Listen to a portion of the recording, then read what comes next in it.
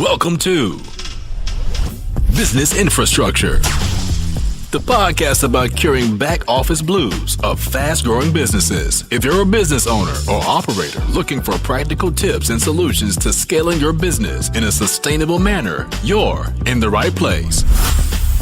Now here's your hostess, Alicia Butler-Pierre. Hello and welcome to the Business Infrastructure Curing Back Office Blues show. I'm your hostess, Alicia Butler-Pierre, and I have the pleasure of being joined today by a very special guest, Karen Walker. Karen has actually been in your shoes. As employee number 104 at Compaq Computer, Karen helped lead the then fastest growing and fastest to $1 billion in revenue company in American history.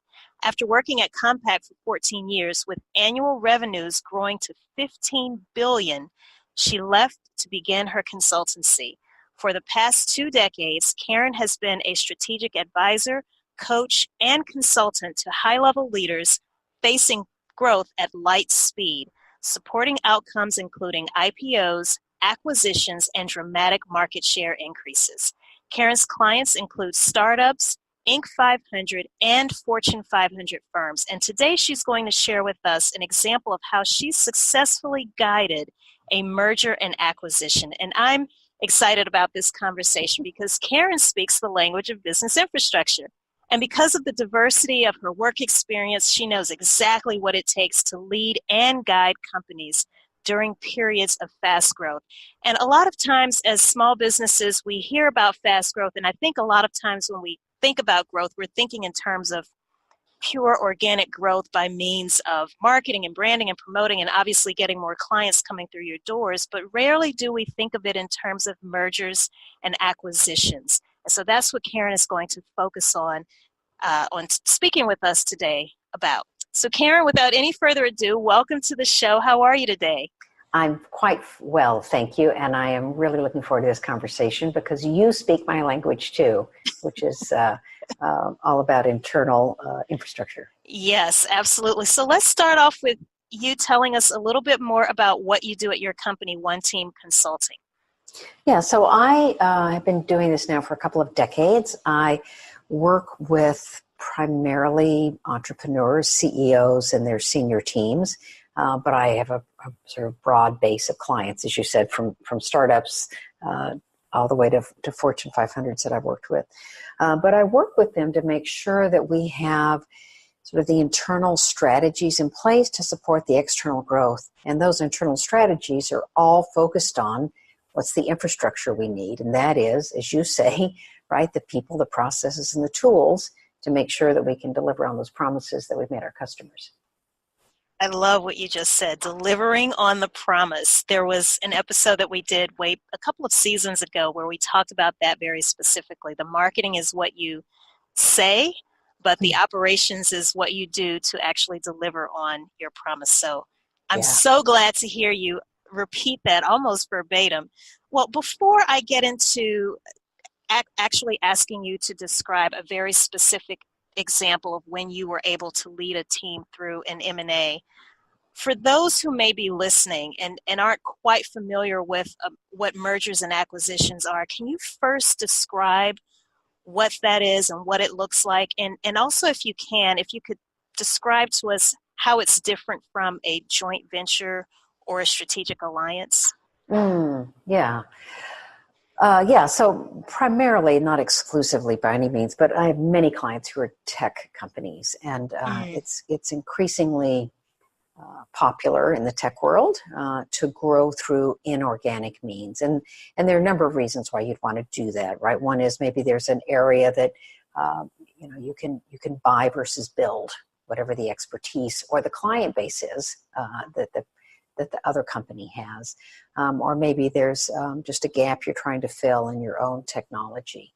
Or sometimes, there's a competitor that's a little too close, and there are things about that company that would be good to have in your company, and it would also be good to not have the competitor in the market. So there are sort of lots of different decisions. I've even seen companies buy, just to boost the size of their company. There's one company I'm familiar with that's done like 6 acquisitions now, and the whole company is basically a roll-up of other firms. And that was the corporate strategy, right? Let's go figure out the best in the market in the space that we're in and bring them together and figure out, how we can best work together and get rid of the inefficiencies and all of that and own the marketplace. So there are many different reasons that you would want to do either a merger or acquisition. But I say the big difference is between a strategic partnership or something like that is in an M&A event, you are becoming one company. It's not 2 companies who are collaborating. It is one firm. Right. So thank you for providing that definition as well as that distinction. Now, can you share with us a very specific time when you were able to successfully guide and lead a company through, or several companies obviously are coming together through a merger and acquisition? Yeah. So let me first talk a little bit about M&A versus M&D.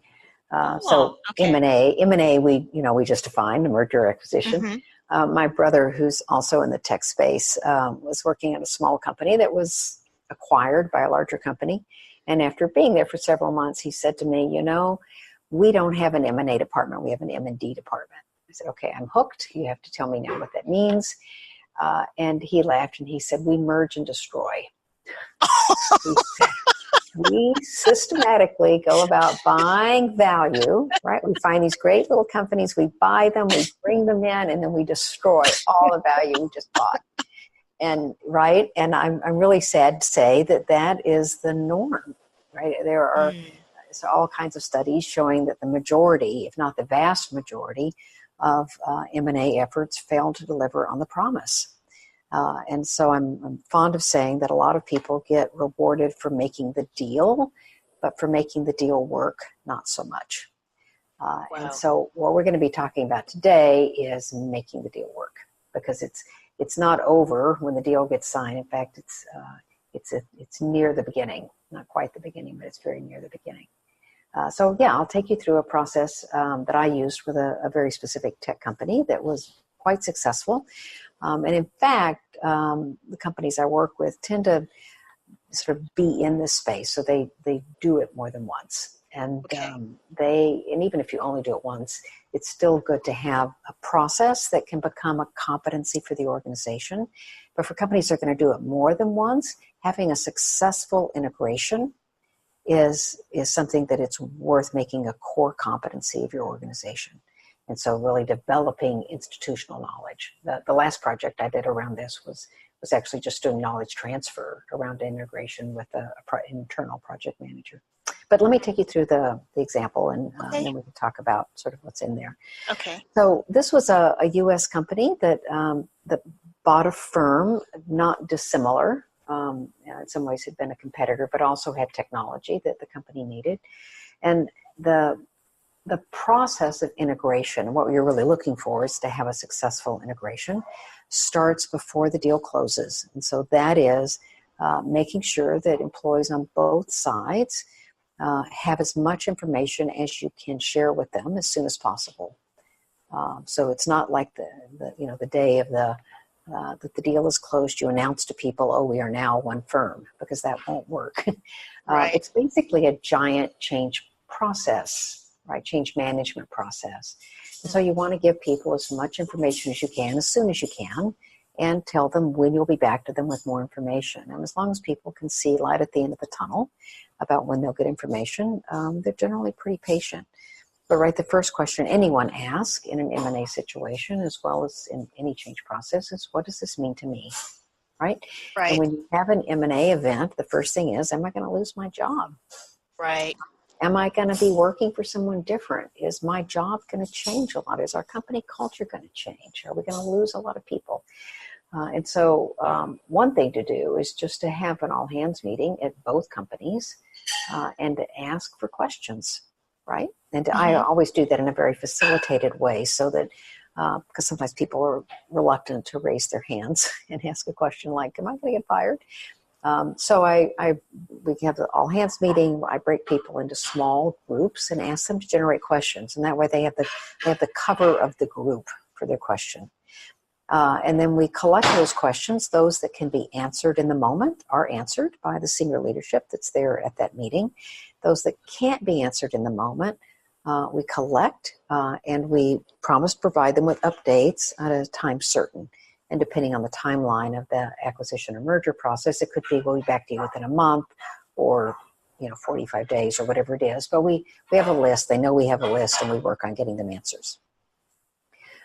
In conjunction with that, prior to the close, we identify who are sort of the major players in making the acquisition work. Now, sometimes that's people on the senior team, but sometimes often it's people that are deeper in the organization as well, who are actually the people who are going to get the things done to make the integration work. So we identify an integration team, and it consists of parties from both sides, both companies who are coming together. And we set up an integration conference or retreat where we bring these people together. We set up processes that allow them to get to know one another, so that the sort of the fear level from particularly someone's being acquired, the fear level can go down a bit. And then we start working on, okay, so we have to come together as one company. What's the best solution for the combined company? Which is to say, we don't automatically assume that it's the processes or tools or people that the larger firm has. Oftentimes, the smaller firm will have, for example, newer software, right? Mm-hmm. Maybe they're working on newer cloud platforms versus old legacy hardware that an older firm might have. So asking those questions, right? What is it that we need, and do we have in either company the right solution for the combined company? And sometimes the answer there even is no. We have to go outside and find a third solution that neither company currently owns. So we have who. We work a process with them around what we need to do, and then we work. All right, let's put plans in place to make the integration happen in these different areas. And so we look at all. We look at people. We look at IT. We look at engineering. We look at marketing. We look at all the sales. We look at all the different functions within the organization, and come up with a plan for integrating. And then we have follow-up. Who's going to be we have an integration manager. We have people who are responsible for sort of shepherding each of those functions. And the follow-up includes getting those leaders of the integration back together on a regular basis to talk about how the implementation of the integration is actually going. What's working the way we thought, what's not working the way we thought. We basically do a pedal, right? We plan, then we go out and execute for a while, and then we debrief what really happened.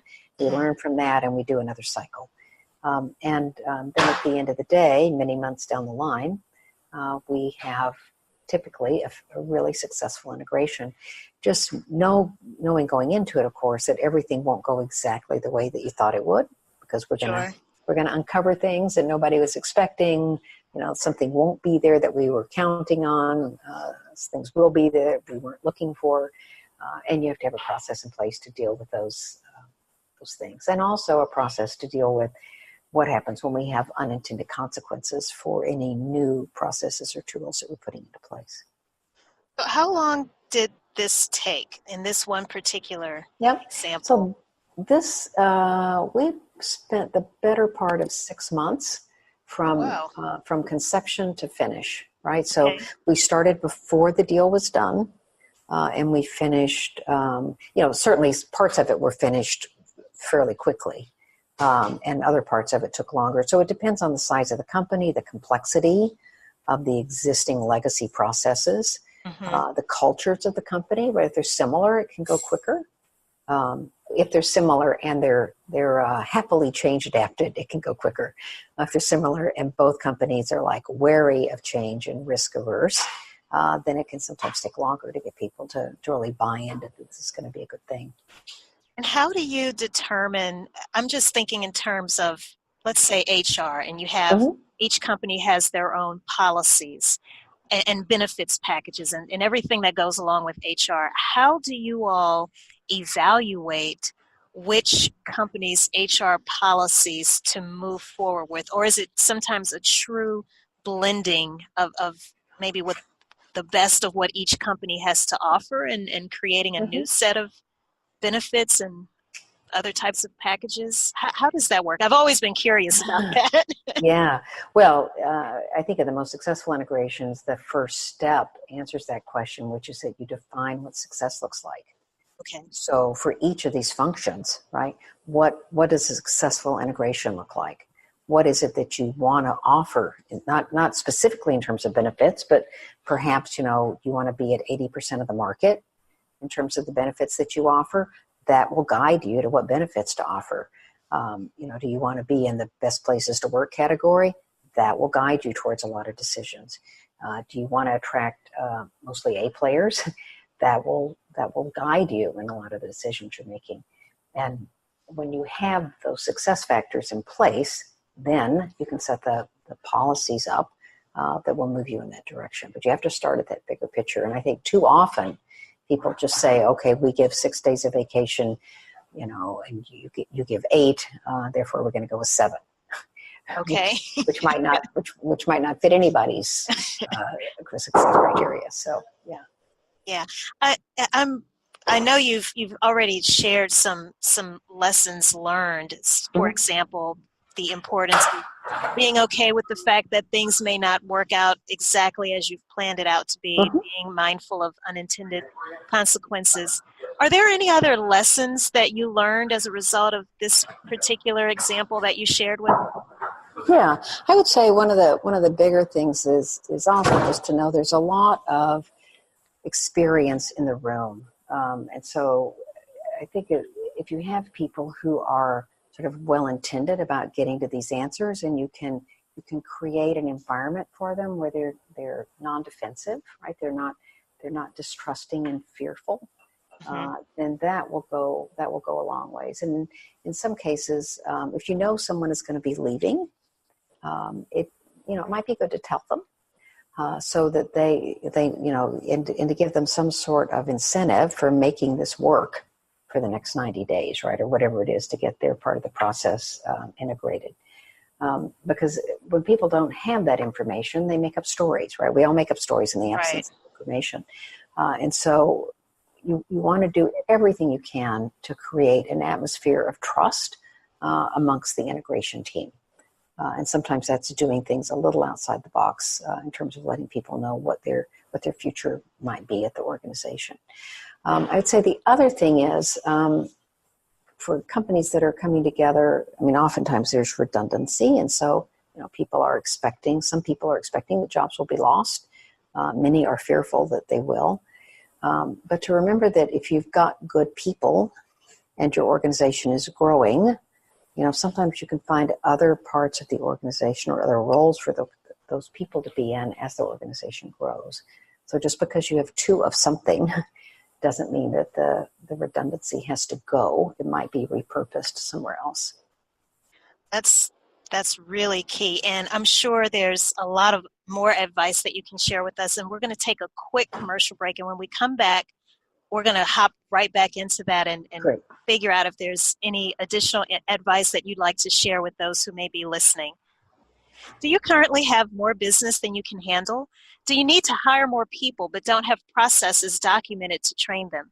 Behind the Facade, How to Structure Company Operations for Sustainable Success is a book that explains step by step how to create business infrastructure in your company so that you can hire the right people to do the right things in the right working conditions. It's the world's first book ever written about business infrastructure exclusively for small businesses. Visit BehindTheFacadeBook.com to get your copy today. That's BehindTheFacadeBook.com. And we are back with Karen Walker.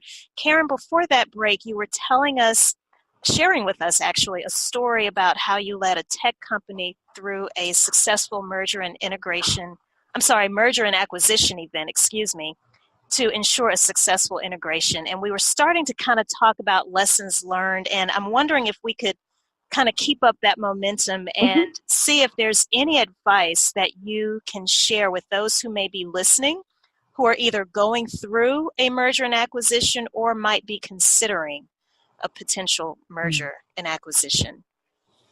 Yeah, so during the break, I had two things that sort of coalesced for me. One was just, you have to go into it thinking it's a process, not an event. So if you keep that in mind, you can set your expectations in a way that knowing that it's a process, they take time.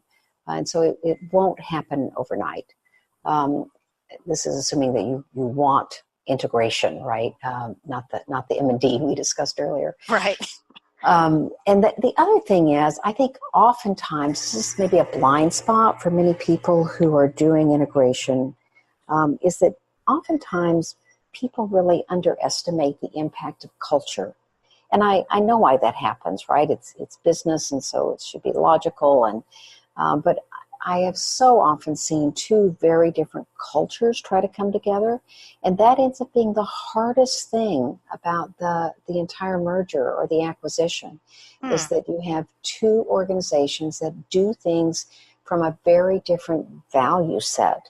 And not right or wrong, just different. And, that's obvious when you think about maybe you're merging a company from Austin with a company from, I don't know, Poland, right? So they're very different organization cultures based on country culture. So we know it's sort of more obvious. But we also have a lot of cultural differences even within the same geographic region. And so to really pay attention to that, and to upfront to talk about, give people an opportunity to talk about what the best parts of their current cultures are, and to decide what should the culture of the new company be like. And not just what should it be like, but what are the behaviors we have to demonstrate to show that culture is here. Because that's really what culture is. Otherwise, it's just posters on the wall, right? What are the behaviors that we're going to have? And if you can find a way for those that message to sort of permeate the organization, this is the best part of the two cultures we're joining. And it doesn't have to be 50-50, right? It can be 80-20. But just so that everybody can understand what are these behaviors that we expect from each other going forward. And then that's what we're going to be held accountable for and hold ourselves accountable for. If you have that as a base, then all the other decisions in some ways flow from that.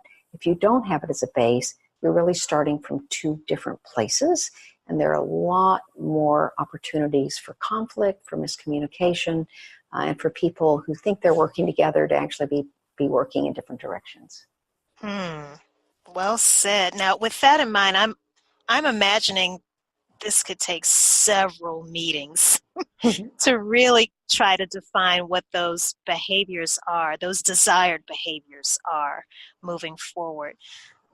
Are there any resources that you can share with us, Karen? I know you have your book, and I definitely want you to talk about your book. But what are some resources that you recommend people who may be listening can tap into to educate themselves more about mergers and acquisitions, but maybe also some tools, planning tools that they can maybe use? Yeah, there's a book called M&A Integration that I like a lot. I don't have the author's name off the top of my head. I think it's Schweiger or something like that, but I'll send it to you. You can put it in the show notes. Okay. But I found very helpful just in terms of an outline of process and things to think about. So there are definitely some good books. I know HBR has a good series as well. And so I think that's important. I think this idea of having an integration manager for any integration is really important. And you need someone who's able to influence. So anything you can do around picking up your influence skills will be useful. And certainly, I think it's Robert Cialdini's book on influence is like the seminal text on that. Okay. And that would be really useful for someone. I'm going to give you one more book, which is called The Elements of Power by Terry Bacon. This is a book I recommend a lot. And the reason I recommend it is he does a super job, at least for me, of sort of opening up blind spots about different kinds of power in an organization, what's required for different jobs, and how to tell if you have it or not, and then how to get it. because part of what goes on in any integration is people jockeying for power. Yes. And so if you're clear about what's required rather than just turning a blind eye to it or ignoring it, right, you can have a much better opportunity at success there. This is awesome. Now, can you tell us also about your book, No Dumbing Down? Oh, thanks for giving me an opportunity for that. So No Demming Down is a book that I wrote. It's really a primer for CEOs, entrepreneurs, senior leaders in organizations for doing this thing we've been talking about, which is how do you set internal strategy to support the infrastructure you need as you grow. And so there are 5 strategies in the book that sort of outline things that senior leaders need to think about. And then accountability, which may be as important as anything else. So how do you make sure that this is not just a so what, that you want to do something different, but how do you actually get something different done to support your growth? And those strategies range from this idea of no dumbing down, which is how to take your teams from doing what I think of as teamwork as usual. And that is that teams work at the level of the lowest performing member. That's the best they can do. No team can perform higher than the level of the lowest performing member.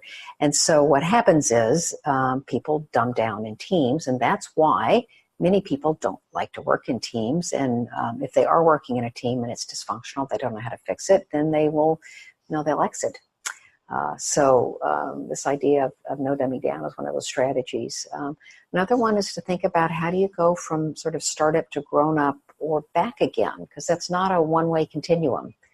You go from this idea of startup where we're doing everything sort of seat of the pants, but as you grow, you don't want to get sort of over encumbered with processes. We see that a lot, right, in big older companies that have everything that's so process oriented that they get bound by it and they're not able to respond to what needs to happen. They can't be agile, right? Right. So you have to figure out, where are you on this continuum? Where's this problem that you're trying to solve, and what's the response that it needs? So that's another idea. And then just to share one more is this idea I think of as levitating, which is how do you create for yourself and for your team time to think? Because that's the one thing that senior leaders and executives, I think, this is why you get paid. That's why we get paid the big bucks. It's because of our ability to think, not just to respond. We need to be able to do both. And no one is ever going to put that on your calendar for you if you are the leader of the organization. That's something you have to do for yourself. And so different strategies about how to do that, how often to do it, how to make sure you hold yourself accountable and stay on track with it.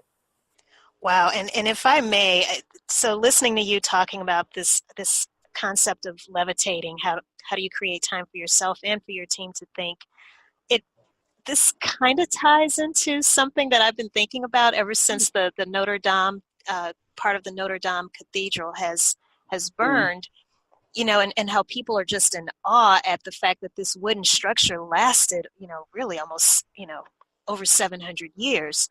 And I thought to myself, well, they understood the beauty in taking their time to build things to last. Right. And I think in our society today, we're so quick to rush to market that we don't, exactly what you just said, we don't allow ourselves time to really think through all of the nuances and truly come together collectively as a team to think of all of the different things that could potentially go wrong, so that we can come up with those mitigation plans that you alluded to earlier. That's a really great example. It reminded me of a couple of things. One is, I think Jim Collins had an article many years ago called Built to Last versus Built to Flip, which was based on his book, Built to Last. And neither one of those really are wrong as long as you're clear about what you're doing, right? People will self-select into the kinds of organizations they want to work in, but don't put yourself out as a Built to Last company if you're really a Built to Flip. And certainly, we see that goes back to the M&A thing we were talking about. Oftentimes organizations will get new funding And the funders come with their own requirements, or what are they looking for? And sometimes it's we're going to strip it and flip it. And that can be really disheartening and de-energizing for the people who are at the company who are building it to last. And so it's just a consideration to have, right? When you take money, there are always strings that come with it. You just want to make sure there's strings you're comfortable with. And then the other thing that I was reminded of is Ryan Holiday has a new book out called Perennial Seller. And that's his entire idea, what you were just talking about with Notre Dame, is that when we create things, we too often create things just for the moment. Mm-hmm. Right, for the Instagrammable moment. Right. Rather than because they will be a Notre Dame. And again, be clear about your intentions. If you want to build a Notre Dame, then wonderful, and just make sure that you put the time and effort and energy into doing it. I think I was most saddened about that fire burning because the timber doesn't exist anymore to rebuild it. Right? Yeah. We don't have trees that size anymore. And the reason we don't have trees that size anymore is because we cut them all down and we cut the replacements down. We didn't let them grow. What a tragedy. What a tragedy. Well, we could go on and on, Karen. I'm sure we could. This has been phenomenal. You've taught me so much about mergers and acquisitions. I really appreciate it. How can people get in touch with you? Yeah, so the easiest way probably is just my website, which is karenwalker.us, okay. karenwalker.us. You can look for my book, which is No Dumbing Down. So it's nodumbingdown.com, which will take you to one of the many places you can buy it. You can also buy it through my website. And then on all the social media sites, I am simply Karen Walker US. Okay. And I'm speaking at many different places around the country. So if you're going to start at Festival in Montreal, for example, this summer, I'd be happy to talk with anybody who's there who's heard me on your podcast. Well, that would be awesome. That's awesome. So if you can get some links to me also to some of your upcoming speaking engagements, that would be great. And I can make sure I get those in the show notes. Will do. Thanks. Okay, awesome. Well, Karen, thank you so much for your time today. This was awesome. Now I want to talk to you, the person listening to this right now. Does your company's growth strategy include a possible merger and acquisition? Here's a recap of how Karen successfully led an M&A for one of her technology clients. I think she said something that was so important, that before you get started, you have to make sure that you're clear on what the behaviors are that you want and how that should be the base to guide every decision that comes afterwards. She also talked about the fact that you have to know your growth strategy and why you want to merge in the first place. What does a successful integration look like? The answer to that question can save you a lot of heartache and pain further down the line. She also was able to help us understand what the difference between an M&A versus a strategic alliance and a joint venture is. A merger and acquisition literally forms one company as opposed to an actual partnership in the case of a strategic alliance or a joint venture. Be careful to not turn your M&A into an M&D. I love that, Karen. Merge and destroy. And that is simply when you just fail to deliver on the promise. And she also shared with us that people are oftentimes rewarded for making the deal, but for not making that deal actually work. So powerful. Whenever you are going through an M&A, Karen mentioned some key steps that she goes through, one of which is to make sure that employees on both sides, in both companies that are coming together, actually know what's going on. So have as much transparency as possible. She also mentioned that this is nothing more than one big change management process. People want to know whether or not they're going to lose their jobs, and you can set up group forums to give them the opportunity to ask you the hard questions. You also want to make sure that you identify the major players who can actually make this integration work. You want to create your integration team. and also develop a plan that everybody can have access to on that integration team. Make sure you have follow-ups and check-ins, and understand that just because you plan it out to be a certain way, it may not actually happen that way. So there can be unintended consequences, and you just have to be agile enough to adjust your plan accordingly. This was a great conversation. If you want to learn more about Karen and the important work that she's doing, definitely reach out to her on her website. It's karenwalker.us, or you can go to her book's website, which is nodumbingdown.com. You can also find her across various social media platforms. Her handle is Karen Walker US. We'll have links to all of the information that Karen shared with us in the show notes at businessinfrastructure.tv. While you're there, you'll also be able to subscribe to the show as well as download this episode for future reference, because it's packed with information and I'm almost positive you're going to want to keep it for future reference. And while you're there, don't forget to let us know your feedback. Again, you can do this at businessinfrastructure.tv. Thank you so much for tuning in. And remember, stay focused, be encouraged. This entrepreneurial journey is a marathon and not a sprint. Until the next time. Thank you for listening to Business Infrastructure, the podcast about curing back office blues with Alicia Butler-Pierre. If you like what you've heard, do us a favor and subscribe, leave a rating and review, and more importantly, share with your colleagues and team members who could benefit from the information. Join us next week for another episode of Business Infrastructure with Alicia Butler-Pierre.